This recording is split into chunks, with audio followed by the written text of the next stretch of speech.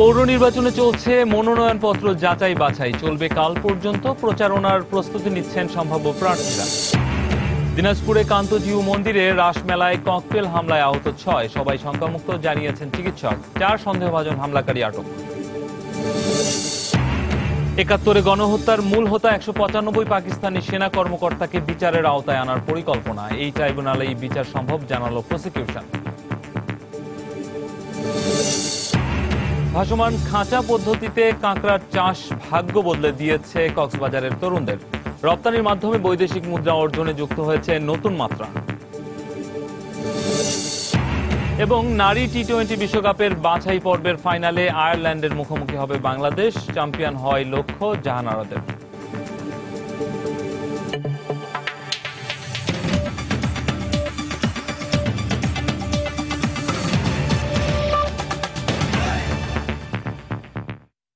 সময় সংবাদের সঙ্গে আছি আমি রামিম হাসান।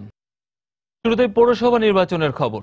আসন্ন পৌরসভা নির্বাচনে শুরু হয়েছে প্রার্থী যাচাই বাছাই, চলবে আজ ও আগামীকাল।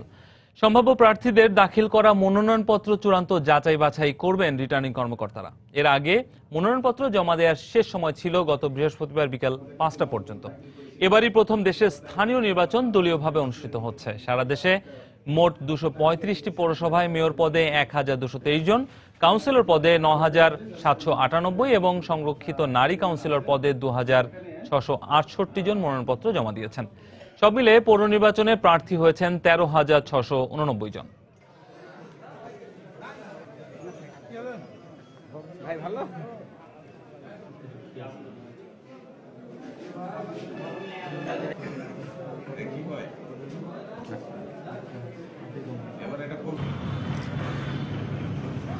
দর্শক, এই মুহূর্তে মানিকগঞ্জ সদর পৌরসভায় আছেন আমাদের রিপোর্টার সালাউদ্দিন সুমন। সিলেটের গোপালগঞ্জে আব্দুল আহাদ এবং রাজশাহীতে সাইফুর রহমান রকি। মনোনয়নপত্র যাচাই বাছাইয়ের খবর জানতে আমরা প্রথমে চলে যাচ্ছি সুমনের কাছে। সুমন।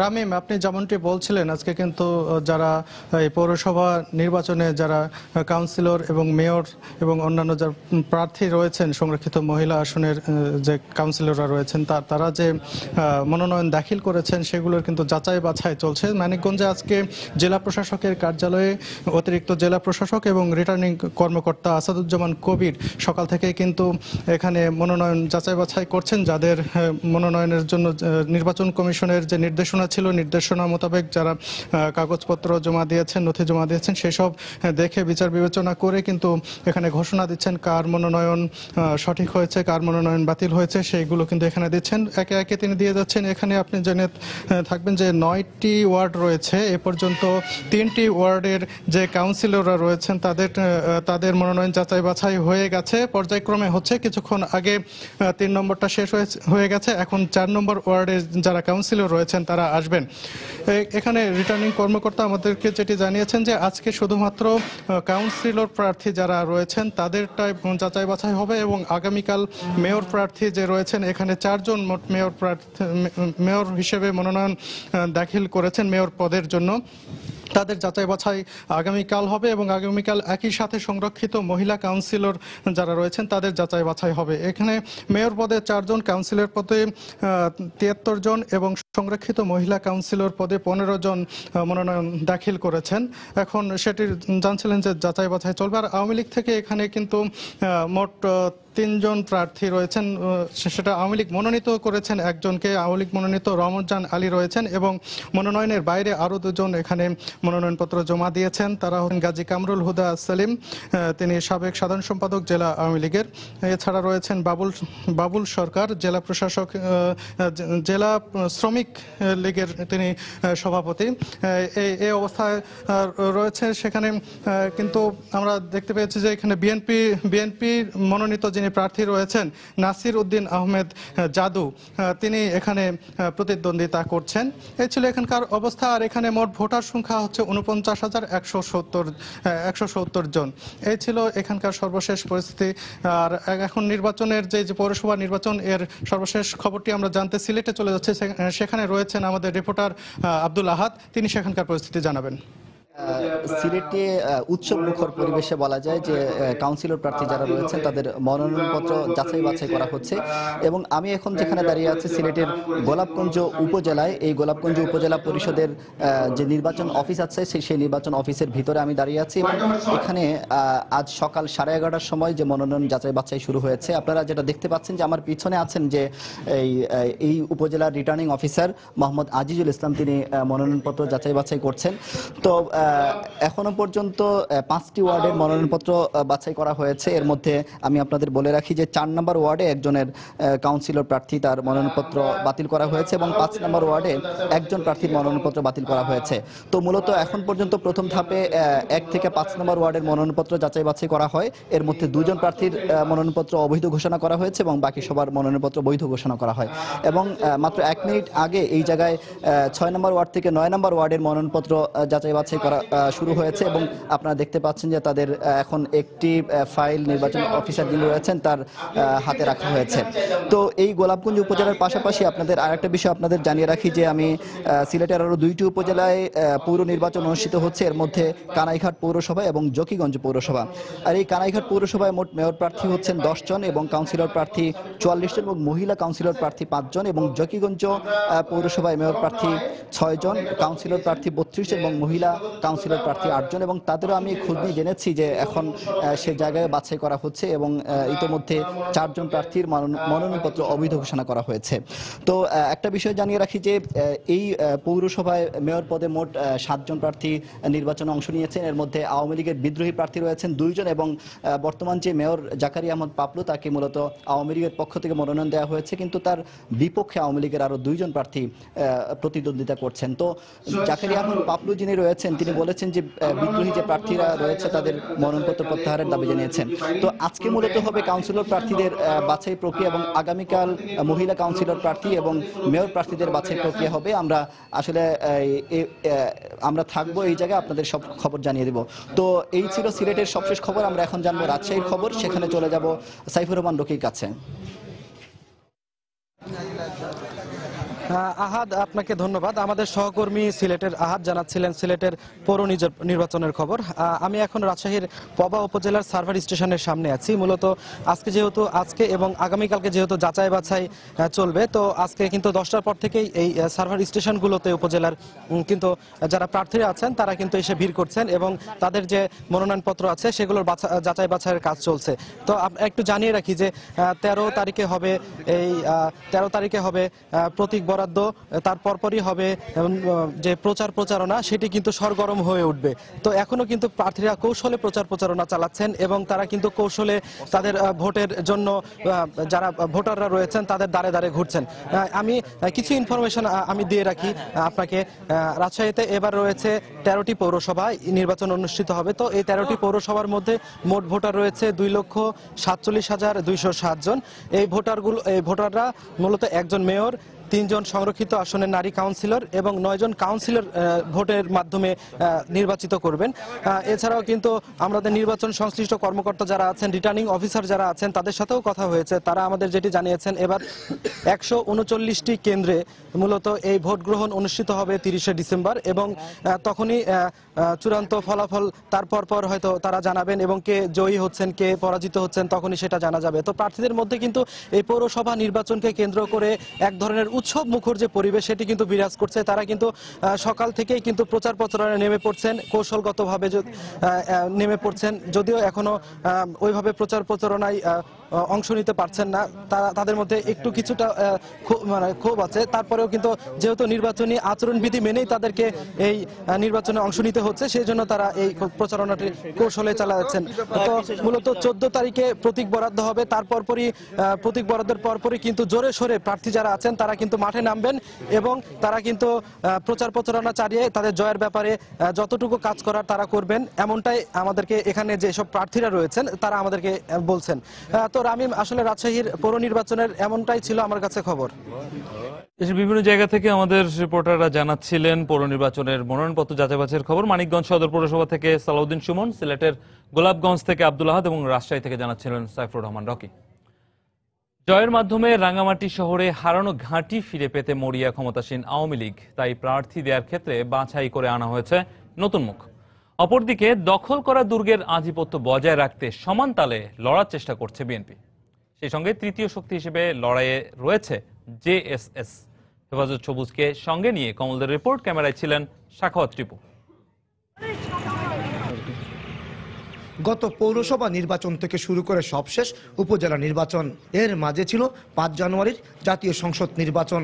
সবগুলো নির্বাচনে রাঙ্গামাটি সদরে হেরেছে আওয়ামী লীগের প্রার্থীরা। অথচ একসময় রাঙ্গামাটি সহ 3 পার্বত্য জেলা আওয়ামী লীগের শক্ত ঘাঁটি হিসেবেই পরিচিত ছিল। তাই এবার কিছুটা কৌশল নিয়েছে আওয়ামী লীগ, আর বিএনপির ভরসা আগের প্রার্থীর উপর। আশা করি আমি দলমত, জাতি, ধর্ম, বর্ণ নির্বিশেষে সাধারণ জনগণ আমাকে ভোট দিয়ে জয়যুক্ত করবেন। জাতিগত একটা বিষয় নির্বাচনে চলে আসবে, ধর্মের একটা বিষয় চলে আসবে, দলের একটা বিষয় চলে আসবে।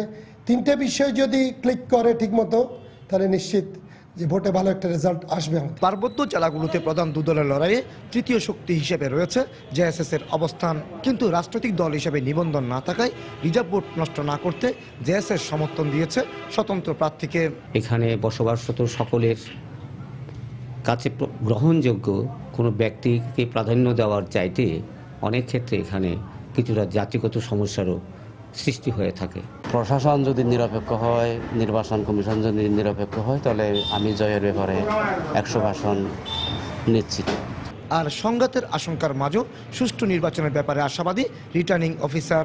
পুলিশ বিভাগ এবং অন্যান্য যারা আইন শৃঙ্খলা রক্ষাকারী বাহিনী আছে, আমরা সহসা সভা করব এবং নির্বাচনকে সুষ্ঠু সুন্দর করার জন্য সর্বোচ্চ প্রচেষ্টা আমাদের থাকবে। রাঙ্গামাটি পৌরসভা নির্বাচনে এবার 28টি কেন্দ্রে ভোটার রয়েছেন 57,794 জন। বলা হয় থেকে পাহাড় এবং সমতল রাজনীতির মধ্যে আকাশ পাতাল তফাৎ। পাহাড়ে রাজনীতি করতে হয় অনেক কিছুর সমীকরণ মিলিয়ে, তার চেয়ে বেশি সমীকরণ মেলাতে হয় ভোটে জেতার জন্য। এক্ষেত্রে কে কত সমীকরণ মিলিয়ে ভোটে জিতে আসলো তা দেখা যাবে আগামী 30 ডিসেম্বর। রাঙ্গামাটি থেকে কমল দে, সময় সংবাদ। বাংলাদেশ পুলিশের প্রধান কার্যালয়ে ইসলামী চিন্তাবিদের সঙ্গে বৈঠক শেষে সাংবাদিকদের সঙ্গে কথা বলছেন পুলিশের মহাপরিদর্শক শহীদুল হক। আমরা সরাসরি চলে যাচ্ছি সেখানে। সেরকম চান আমরা সরকার সাথে দেন ধর্ম করেন, বুঝান। আমরা মনে করি এই সনদের স্বীকৃতি থাকা দরকার, এবং এটা তো যারা মাদ্রাসা কিছু চালায় তাদের কিছু যে আয় রোজগার হয়, তারা মনে করতেছে এগুলি বন্ধ হয়ে যাবে, তাদের করতে থাকবে না। অথচ কিন্তু ওই নীতিমালার মধ্যে কিন্তু বলা আছে না, ওই যেভাবে চলছে সেভাবে চলবে, তাদের কিন্তু আয় রোজগার কিন্তু বন্ধ হবে না। এরা না বুঝে এগুলি করা হচ্ছে। মাদ্রাসা বোর্ডের জব্বার সাহেব, ওনার নিয়ে আমি কতবার মিটিং করলাম, ওনারা বুঝে, ওনার তো আসলে নিজের কোনো অথরিটি নেই। ওনারা বুঝে এখান থেকে আমাদের বুঝে যায়, আর ওখানে গিয়ে আমার চেঞ্জ হয়ে যায়। এখানে আমাকে বুদ্ধি দিল, আপনি কয়েকজন মানো না, এই 10 জন বা 15 জন মানো না, নিয়ে একটু মিটিং করেন, মাননীয় প্রধানমন্ত্রীর কাছে তার দেখা করতে চাই। আমি মাননীয় প্রধানমন্ত্রী বললাম, বলছে নিয়ে আসো। আমি এদের বাড়িতে পাঠাইলাম, আমি টাকা প্রায় 5-7 লাখ টাকা খরচ করলাম। কেউ সিলেট, কেউ কিশোরগঞ্জ, কেউ হবিগঞ্জ, অমুক জায়গায় করাইলাম। তো একজন আগায়, একজন পিছায়, একজন বলে আমি সাথে আছি, আমি আবার দালাল হবো না। কাজে এইগুলি করার পরে আমি নিজে হতাশ হয়ে গেছি। এদেরকে ডিল করার পরে কঠিন ব্যাপার। কাজে আমার ভাই দরকার নেই, আমি পলিটিক্যাল কমিটমেন্ট ছিল দেশের জন্য, স্বার্থের জন্য নেই। কাজে এখন আপনারা যদি চান, দেখেন আপনারা সেভাবে আমরা নতুন করে মাননীয় প্রধানমন্ত্রীর কাছে, শিক্ষামন্ত্রীর কাছে আমরা যদি তোলেন, যদি সরকার মনে করে, সরকার চায় না যে কোনো ধর্মীয় কোনো কিছুকে নিয়ন্ত্রণ করতে। মাননীয় প্রধানমন্ত্রী অত্যন্ত উদার, উনি শুধু ধার্মিক না, উনি মাওলানা মাশাইখের প্রতি তার যে সব কর্নার চিন্তাই করা যায় না।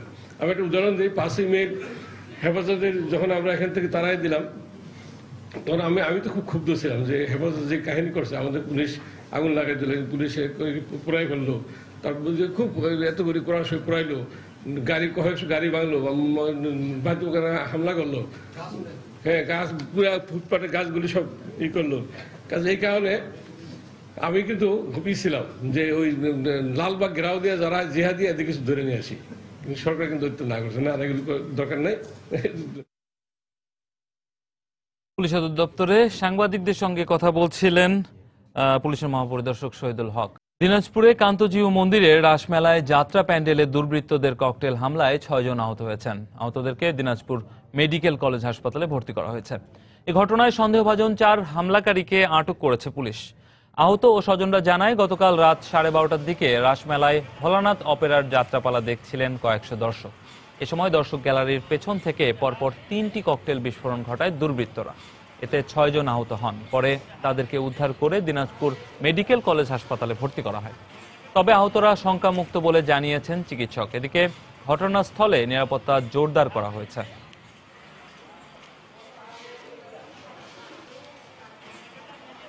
এত বড় বোম বাস্টিং হবে, এত বড় ক্ষয়ক্ষতি হবে, এই ক্ষয়ক্ষতির জন্য সুষ্ঠু বিচার চাই এবং এটা কোনো মানুষ করেছে তাকে নিশ্চিত করে তাকে উপযুক্ত শাস্তি দেখ। মোট 6 জন রোগী, এর মধ্যে সবার একজন একটু মানে মোটামুটি ইনজুরি ছিল, বাট বাকি 5 জন সবাই মোটামুটি মানে তারা কোনো লাইফ থ্রেটনিং কন্ডিশনে ছিল না। তাদের সবার হাতে এবং পায়ে অ্যাকচুয়ালি মানে আঘাতগুলো ছিল।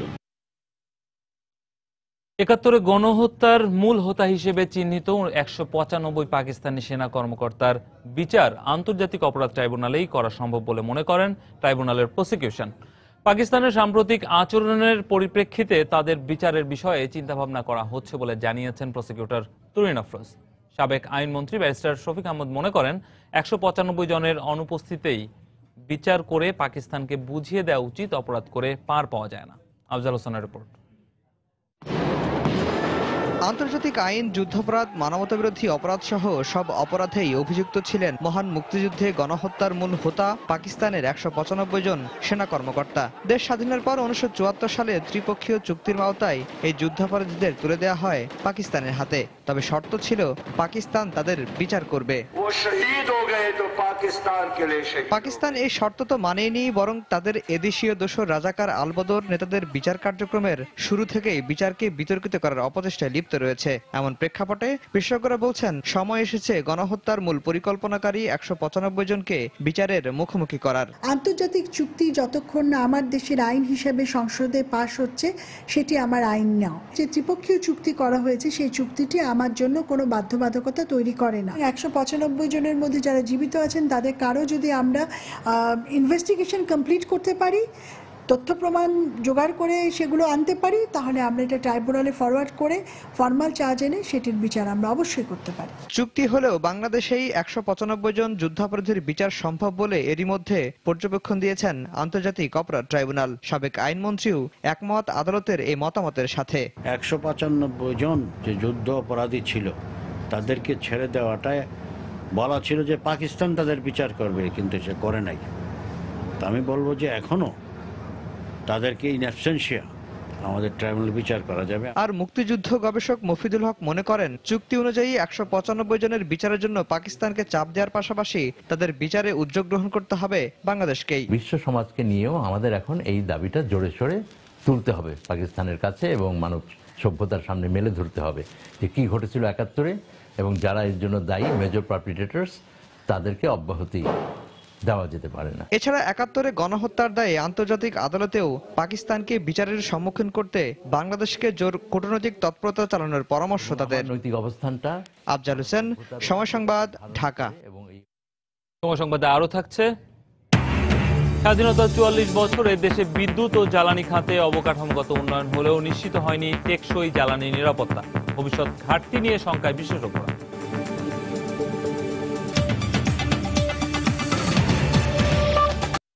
যুক্তরাষ্ট্রের প্রবাসী কমিউনিটির সামাজিক নেতৃত্বে দক্ষিণ এশীয়দের মধ্যে এগিয়ে রয়েছেন নতুন প্রজন্মের বাংলাদেশিরা। দেশপ্রেম, মানবতাবোধ ও কমিউনিটিকে সহযোগিতার চেতনা ধারণ করে বেড়ে উঠছেন প্রবাসী জন্ম নেয়া এইসব নবপ্রজন্ম। অভিবাসীদের বিভিন্ন অধিকার সংরক্ষণে আইন প্রণয়নের ক্ষেত্রে সফল সামাজিক আন্দোলনে রাখছেন গুরুত্বপূর্ণ ভূমিকা। নিউ ইয়র্ক থেকে শিয়াবুদ্দিন কিসলুর পাঠানো তথ্য ছবি নিয়ে ডেস্ক রিপোর্ট। বর্ণবৈষম্য, ন্যায় বিচার, শ্রমিক অধিকার, মানবাধিকার ও শিক্ষাসহ অভিবাসীদের বিভিন্ন বিষয়ে নেতৃত্ব তৈরিতে নিউ ইয়র্কের অভিবাসী তরুণদের নিয়ে কাজ করছে ড্রাম ও অধিকার নামের দুটি দক্ষিণ এশীয় সংগঠন সহ মোট 5টি বেসরকারি সংস্থা। গেল 2 বছরের মতো এবছরও ইউথ সোশ্যাল জাস্টিস লিডারশিপ গ্রীষ্মকালীন শিক্ষা কার্যক্রমে গ্রাজুয়েশন করেছেন সংখ্যাগরিষ্ঠ বাংলাদেশি বংশোদ্ভূত শিক্ষার্থী। এতে অংশ নেওয়া 42 শিক্ষার্থীর 18 জনই বাংলাদেশি, বাকিরা ভারত, পাকিস্তান, নেপাল, ত্রিনিদাদ ও ফিলিপাইনের। কমিউনিটির উন্নয়নে আত্মনিয়োগের প্রতিশ্রুতি দিলেন শিক্ষা সমাপনী উৎসবে যোগ দিতে আসা তরুণরা। বিত্ত বৈভব নয়, বরং মানব কল্যাণে কাজ করার স্বপ্নের কথা জানান তারা। স্টাডি করছি পলিটিক্যাল সায়েন্স, বাট আমি চাই আমার কমিউনিটিকে হেল্প করতে লোকাল লেভেলতে ওয়ার্কার্স রাইটস সব বাঙালি, সব পাকিস্তানি, সব ইন্ডিয়ান, সব সাউথ এশিয়ান দেশি আমেরিকান মানুষ কেমনে সার্ভাইভ করতে পারবে এই কান্ট্রিতে। অর্গানাইজার হইলে আমি আমার কমিউনিটির সাথে ডিরেক্টলি কাজ করতে পারি, আমাদের কমিউনিটির ভিতরে লিডারশিপ ক্রিয়েট করার জন্য। অন্যরা আমাদেরকে লিড করবে কি কারণে? আমাদের নিজের লিডার আছে, নিজের লিডার ক্রিয়েট করতে হবে। পরিসংখ্যান বলছে গেল 10 বছরে 2 মাসের এই ইন্টার্নশিপ শিক্ষা কার্যক্রম সাফল্যের সঙ্গে সম্পন্ন করেছেন 300 বাংলাদেশি বংশোদ্ভূত শিক্ষার্থী, যাদের বয়স 13 থেকে 17-এর মধ্যে। সময় সংবাদ, নিউ ইয়র্ক, যুক্তরাষ্ট্র। রাজধানীর পাইকারি বাজারে এক সপ্তাহের ব্যবধানে বস্তার প্রতি 50 টাকা বেড়েছে সব ধরনের চালের দাম, তবে দাম কমেছে আদা, রসুন ও পেঁয়াজের। এদিকে চিনির দাম বাড়লেও কমেছে ডালের দাম, আর স্থিতিশীল রয়েছে অন্যান্য নিত্য প্রয়োজনীয় পণ্যের বাজার দর। রাজধানীর মোহাম্মদপুর পাইকারি কৃষি মার্কেট ঘুরে বিস্তারিত জানাচ্ছেন কামরুল হাসান সবুজ। আমদানি ঘাটতি কিংবা পরিবহন সংকট নেতিবাচক কোনো কারণ না থাকলেও সপ্তাহের শুরুতেই রাজধানীর পাইকারি বাজারে বেড়েছে চালের দাম। বাজারে মানভেদে প্রতি কেজি মিনিকেট 42 থেকে 44 টাকা, নাজির শাইল 38 থেকে 46, ভি 28 34 থেকে 35, গুটি স্বর্ণা 30 থেকে 32 ও আমদানি করা চাল বিক্রি হচ্ছে 28 থেকে 30 টাকায়। দাম বাড়ার কারণ হিসেবে পাটের বস্তা ব্যবহারকে দায়ী করছেন ব্যবসায়ীরা। কেজিতে 1-2 টাকা করে দাম বাড়তেছে হালার বস্তার কারণে। প্লাস্টিকের বস্তার দাম 30 টাকা 35 টাকা করে বস্তার দাম ধরতো, আর এখন ছালার বস্তা 60 থেকে 70 টাকা ধরতেছে। এদিকে নতুন পেঁয়াজ বাজারে আসায় কেজি প্রতি 15 টাকা পর্যন্ত কমেছে এই নিত্য পণ্যের দাম। দাম কমেছে আদা, রসুনেরও। এই পেঁয়াজ ছিল 45-50 টাকা, আজকে এই দেশি পেঁয়াজটা আপনার 28 থেকে 30 টাকা বাজার, নতুন পেঁয়াজটার বাজার।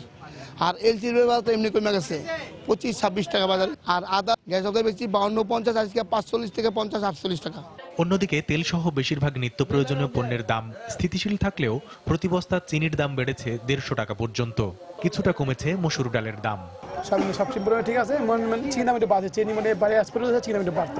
আগে 36 টাকা করে আমরা পাইকারি চিনি বিক্রি করতাম, এখন আমরা পাইকারি বিক্রি করতেছি আপনার 39 টাকা কেজি। খেসারি ডালের দাম বাড়লো, কেজি প্রতি আপনার 1.5-2 টাকা বাড়ছে। দেশি মুসুর আগে ছিল আপনার কোয়ালিটি ভেদে 112 থেকে 117 টাকা, এখন কোয়ালিটি ভেদে 111 থেকে 116 টাকা। বেশ কিছুদিন ধরেই দামের কোনো হেরফের নেই এলাচ, লবঙ্গ, দারুচিনি সহ মশলার বাজারে। কামরুল হাসান সবুজ, সময় সংবাদ, ঢাকা। ভাসমান খাঁচা পদ্ধতিতে কাঁকড়া চাষ করে ভাগ্য বদলে ফেলেছেন কক্সবাজারের উদ্যোগী তরুণরা। শক্ত খোলস থেকে নরম খোলসে রূপান্তরের নতুন এই পদ্ধতির কাঁকড়া চাষ করে রপ্তানি করা হচ্ছে। এতে বৈদেশিক মুদ্রা আয়ে যুক্ত হয়েছে নতুন মাত্রা। সুজাউদ্দিন রুবেলের তথ্য ও মোহাম্মদ ফরাজের ছবি নিয়ে ডেস্ক রিপোর্ট। সাগর বা নদী থেকে সংগ্রহ করা হয় কাদামাটির কাঁকড়া, তারপর বিশেষভাবে তৈরি খাঁচায় ঢুকিয়ে মাচায় ভাসানো হয়। 2 সপ্তাহ অন্তর কাঁকড়া তার শক্ত খোলস পরিবর্তন করে। এই সময় কাঁকড়ার খোলস বেশ নরম থাকে, আর সাথে সাথে নরম খোলসযুক্ত কাঁকড়া খাঁচা থেকে সংগ্রহ করে পাঠিয়ে দেওয়া হয় যথাস্থানে। বিদেশে নরম খোলসযুক্ত কাঁকড়ার রয়েছে প্রচুর চাহিদা, রপ্তানিও হচ্ছে ব্যাপক। আর এসব কাঁকড়া চাষ করে ভাগ্য বদলে ফেলেছেন কক্সবাজারের উদ্যোগী তরুণরা। আন্তর্জাতিক মার্কেটে প্রচুর চাহিদা আছে জানতে পারার পর আমরা চিন্তা করেছি একটা ভিন্নভাবে আমরা একটি কিছু করব, তাই আমরা 3 বন্ধু মিলে এই ব্যবসাটি শুরু করি। অনেক দেশে এক্সপোর্ট হচ্ছে, এর মধ্যে মানে মেজরলি আমরা এক্সপোর্ট করছি হচ্ছে মালয়েশিয়া, তাইওয়ান, হংকং, সিঙ্গাপুর। চিংড়ির পাশাপাশি কাঁকড়া চাষও যে বাংলাদেশের মধ্যে একটা অভাবনীয় একটা দৃষ্টান্ত সৃষ্টি করবে, এরকম একটা আশা আমাদের আছে। 50 জনের মতো লোক কাজ করতেছি। আমরা আগে বেকার ছিলাম এবং প্রশিক্ষণের মাধ্যমে আমরা এখানে মূল চাকরিটা পেয়েছি। জেলা মৎস্য অধিদপ্তর বলছে নতুন পদ্ধতির এই কাঁকড়া চাষ উন্মোচন করবে সম্ভাবনার দুয়ার। এখানে কাঁকড়ার কোনো হ্যাচারি নেই, এখনো গড়ে ওঠেনি। আমাদের এই কাঁকড়া উন্নয়ন প্রকল্পের মাধ্যমে এখানে হ্যাচারি স্থাপনেরও একটা পরিকল্পনা আছে। তাছাড়া এখানে অনেক লোকজনের কিন্তু সম্পৃক্ততা রয়েছে, কর্মসংস্থানের একটা বিশাল একটা সুযোগ এখানে সৃষ্টি হয়েছে। কক্সবাজার জেলায় রয়েছে ছোট বড় প্রায় 15টি এরকম প্রকল্প, যাতে উৎপাদিত হচ্ছে প্রায় 200 মেট্রিক টন নরম খোলসযুক্ত কাঁকড়া, যার পুরোটাই যাচ্ছে বিদেশে। সময় সংবাদ, কক্সবাজার।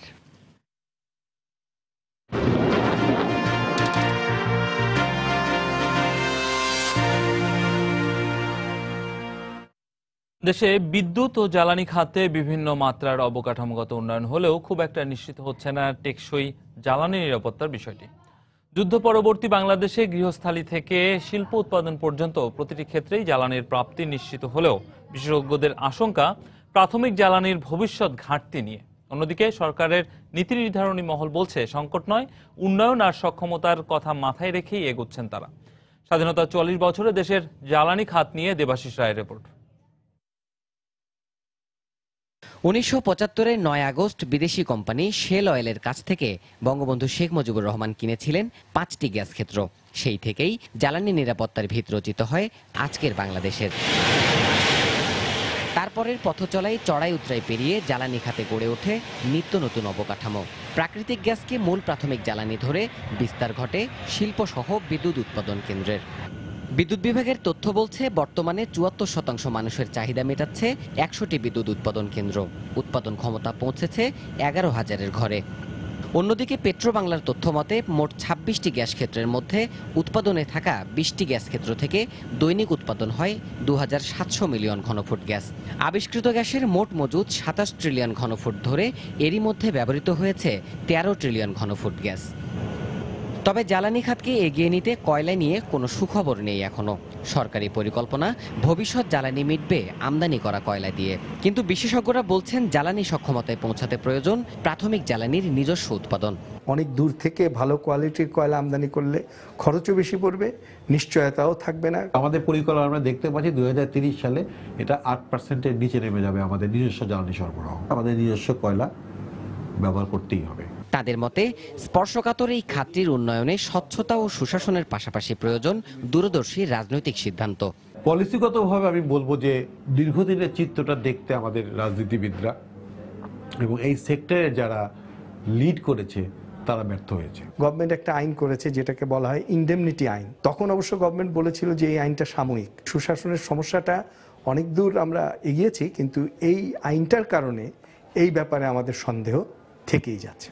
তবে জ্বালানি খাতের অন্যতম পরিকল্পনাকারী প্রধানমন্ত্রীর জ্বালানি উপদেষ্টা জানিয়েছেন আমদানি নির্ভরতায় ঝুঁকি এড়াতে পারবে বাংলাদেশ। কয়লার সিলেন যেটা সে অস্ট্রেলিয়া থেকে আসুক, সাউথ আফ্রিকা থেকে আসুক, ইন্দোনেশিয়া থেকে আসুক, এই সিলেনগুলা ওরকম কোনো বিপজ্জনক সিলেন না। একদিকে এটা সাপ্লাই, আজকে আমার ব্যালেন্স, অন্য প্রোডাক্ট আছে, রিনিউয়েবল এনার্জি আছে, এই ব্যালেন্স করে এর মধ্যে তো পৃথিবী মানুষের সভ্যতার অগ্রযাত্রা হবে। স্বাধীনতার ৪ দশক পেরিয়ে এসে জ্বালানি বিশ্লেষকরা পরামর্শ দিচ্ছেন টেকসই জ্বালানি নিরাপত্তা অর্জনে বৈশ্বিক জ্বালানির সম্ভাবনা ও চ্যালেঞ্জের কথা মাথায় রেখেই নীতি নির্ধারকদের এগোতে হবে স্বচ্ছতা, সততা ও দেশপ্রেমকে সাথী করেই। দেবাশিস রায়, সময় সংবাদ, ঢাকা। সময় সংবাদে আরো থাকছে, ক্যালিফোর্নিয়ায় হামলার সঙ্গে আইএসের যোগসূত্র রয়েছে দাবি এফবিআই এর, অস্বীকার অভিযুক্তের আইনজীবীর।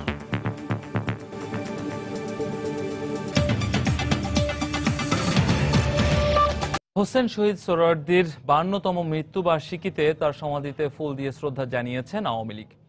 সকালে দলের পক্ষ থেকে নেতাকর্মীদের সঙ্গে নিয়ে ফুল দেন দপ্তর সম্পাদক আব্দুস সোবাহান গোলাপ। এ সময় তিনি বলেন, স্বাধীনতা বিরোধীদের দেশ বিরোধী সব চক্রান্ত নস্যাৎ করে আওয়ামী লীগের নেতৃত্বে দেশ এগিয়ে যাবে। হোসেন শহীদ সোহরাওয়ার্দী বঙ্গবন্ধু শেখ মুজিবুর রহমানের বিভিন্ন রাজনৈতিক সংগ্রামের অনুপ্রেরণা ছিলেন বলেও মন্তব্য করেন তিনি। এ সময় সাবেক পররাষ্ট্রমন্ত্রী দীপু মনি সহ আওয়ামী লীগের বিভিন্ন পর্যায়ের নেতাকর্মীরা উপস্থিত ছিলেন।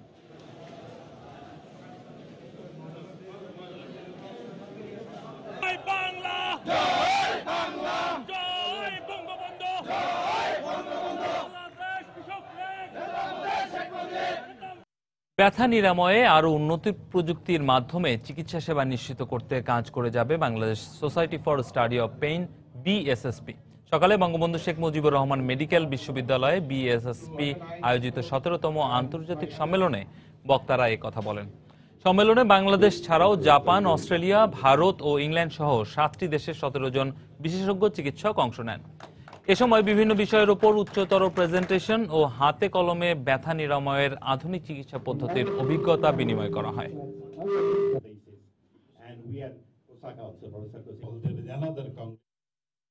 খুলনায় গৌরাঙ্গ নামে এক যুবকের মৃতদেহ উদ্ধার করেছে পুলিশ। সকালে নগরীর সেমেট্রি রোডের সাহেবের কারখানা এলাকা থেকে তার লাশ উদ্ধার করা হয়। পুলিশ ও স্বজনরা জানায়, গতকাল সন্ধ্যায় শুকুর নামের এক ব্যক্তি মোবাইলে কল করে গৌরাঙ্গকে বাড়ি থেকে ডেকে নিয়ে যায়। এরপর রাতে বাসায় ফেরেননি তিনি। সকালে শহরের সেমেট্রি রোডের সাহেব কারখানা এলাকায় তার লাশ দেখতে পায় স্থানীয়রা। পরে খবর পেয়ে ঘটনাস্থল থেকে নিহতের লাশ উদ্ধার করে খুলনা মেডিকেল কলেজ হাসপাতালের মর্গে পাঠায় পুলিশ।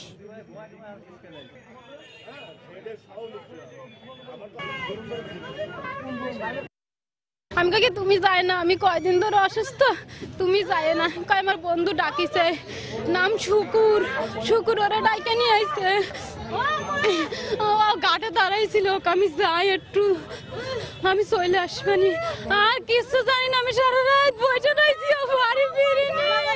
আমরা বডিটাকে উত্তরে শায়িত অবস্থায় পাই, কালো গেঞ্জি পরা, তার একটা স্টেপের চিহ্ন আছে পেছনে, এবং ছুরি, তার দেখা যাচ্ছে একটা ছুরি, ছোট ছুরি, পিঠ থেকে পেট পর্যন্ত এভাবে ঢুকানো অবস্থায় আছে। সমবায়ের মাধ্যমে ভাগ্য পরিবর্তনের চেষ্টা করেছেন অনেকেই, কেউ কেউ সফল হয়েছেন, আবার কেউ ব্যর্থ। তবে এক্ষেত্রে পিছিয়ে নেই ফরিদপুর জেলার মধুখালী উপজেলার উদ্যমী নারীরা। এতে সার্বিক সহযোগিতা করেছেন উপজেলা সরকারি কর্মকর্তারা। কোনো ধরনের ঋণ সুবিধা ছাড়াই এই উদ্যোগে সফলতার দৃষ্টান্ত রেখেছেন নারী উদ্যোক্তারা। ভবিষ্যতে ঋণ সুবিধা দেয়া হলে তারা আরও এগিয়ে যাবে বলে জানান উপজেলা কর্মকর্তারা। এই প্রকল্প বাস্তবায়নে জাইকার কাইজেন প্রকল্প অন্যতম ভূমিকা রেখেছে বলেও জানান তারা। ফরিদপুর ঘুরে এসে নুরুল আলম নয়নের তোলা ছবিতে বিস্তারিত জানাচ্ছেন সাইফুল রুদ্র।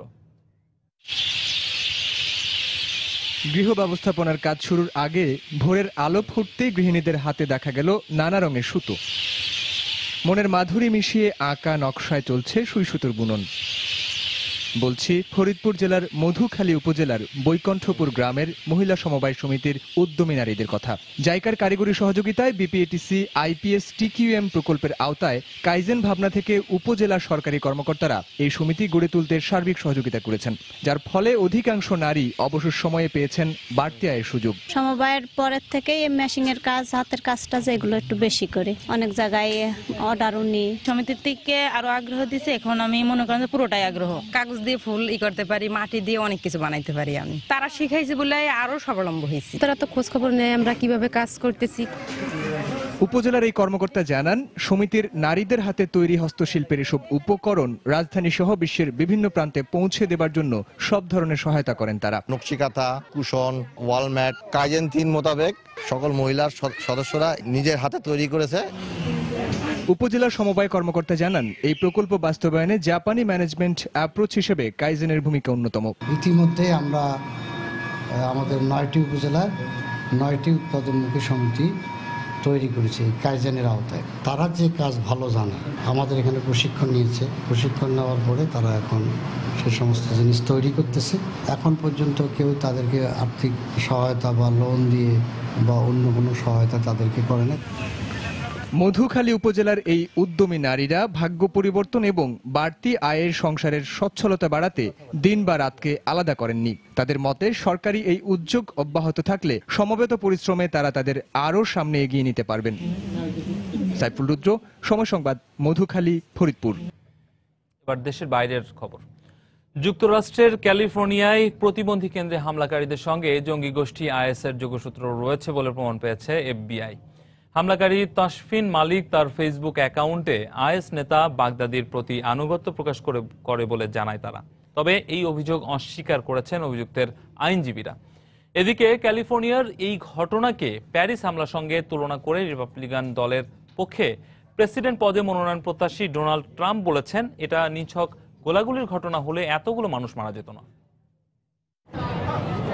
শুক্রবার ক্যালিফোর্নিয়ার সান বার্নার্ডিনো স্টেডিয়ামে আয়োজিত স্মারক অনুষ্ঠানে যোগ দেয় শত শত মানুষ। মোমের আলোয় নিহতদের প্রতি শ্রদ্ধা জানান সব বয়সী মানুষ। এ সময় শোক আর হতাশায় ভারী হয়ে ওঠে পরিবেশ। আমি হতবিহ্বল হয়ে পড়েছি। এখনো বিশ্বাস হচ্ছে না এতগুলো মানুষ হঠাৎ করে নেই, আর কত এমন হামলায় মারা যাবে আমাদের মানুষ।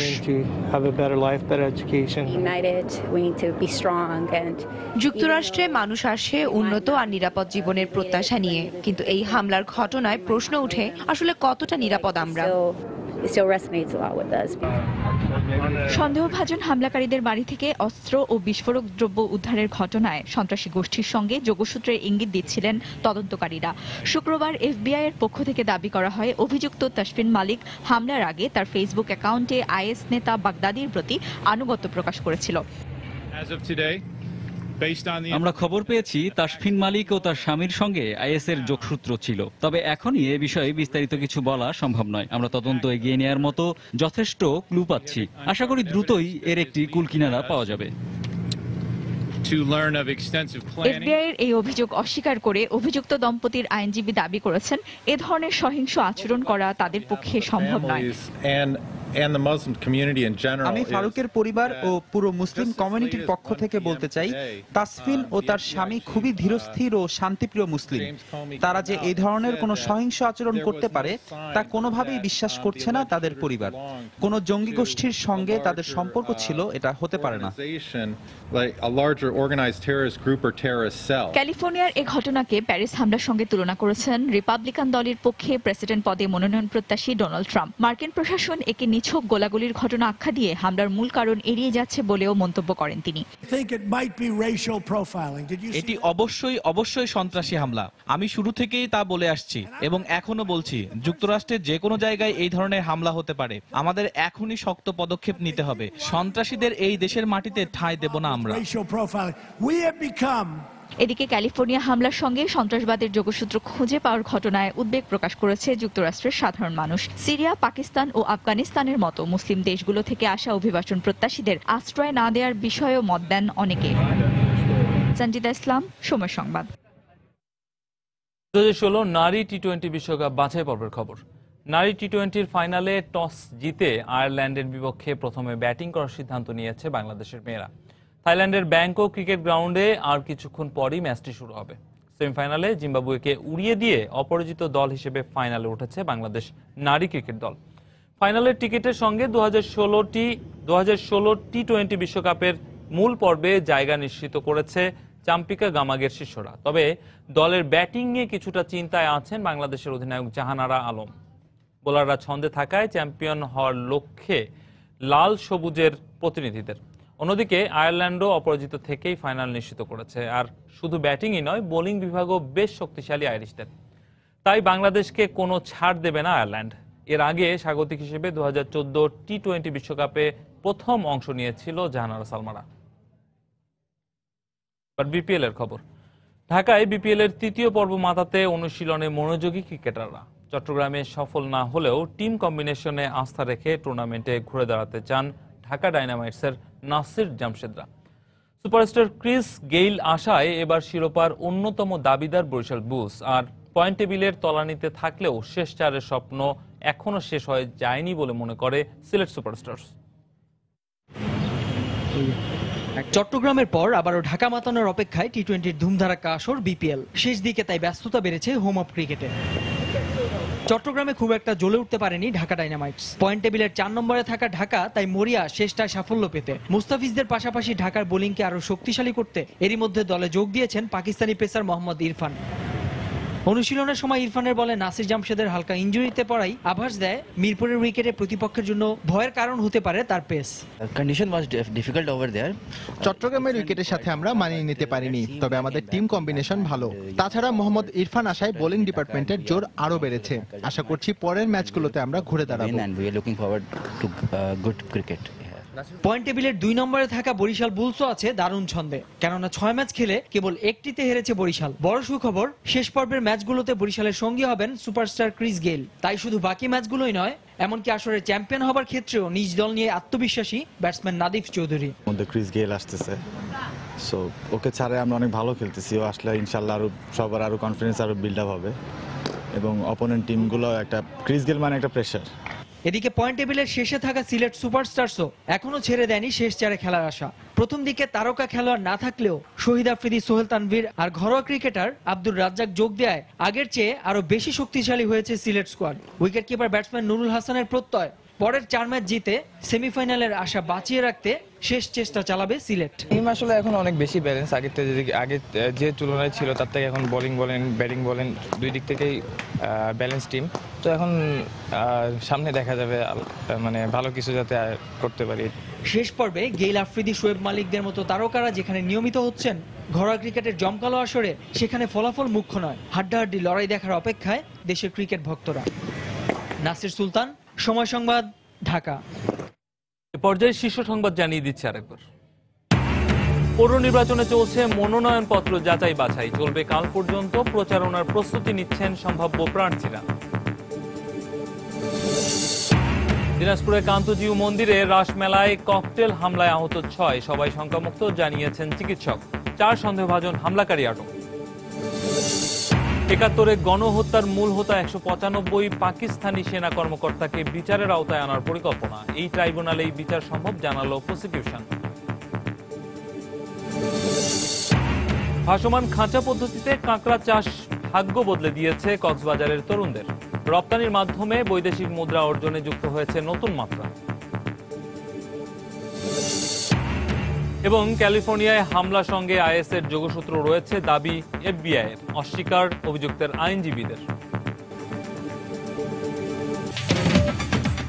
এই ছিল এখনকার মতো। যে কোনো খবর পেতে ভিজিট করুন সময়নিউজ.tv। যে কোনো বাংলা লিংক, রবি ও সিটিসেল নম্বর থেকে সময় সংবাদের খবর অনুষ্ঠান সম্পর্কে জানতে এবং যে কোনো তথ্য সময় সংবাদকে জানাতে ডায়াল করুন 16242 নম্বর। এছাড়া এই মাত্র পাওয়া খবর মোবাইলে পেতে এসএমএস করুন *SN লিখে পাঠিয়ে দিন 16242 নম্বরে। আর সঙ্গে থাকুন সময়।